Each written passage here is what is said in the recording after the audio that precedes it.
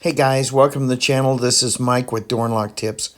We're going to be talking about my Lab IC Pro, but I'm customizing it into a capping press that will push on spring covers for Yale large format cores. Yeah.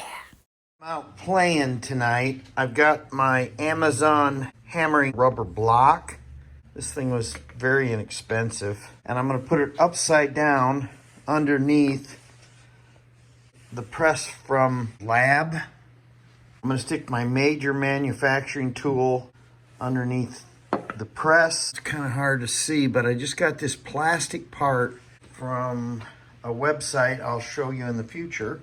A company called RSFX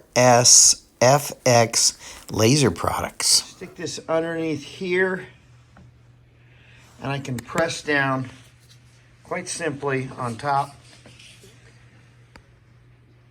And the rubber flexes underneath and it presses the cap right onto a large format IC core. As simple as can be.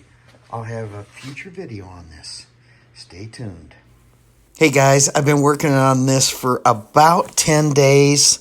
It's been trouble getting these parts in, but it all worked out. I'll have a bigger video. Please tell your friends, subscribe to my channel for more door and lock tips like this. Yeah.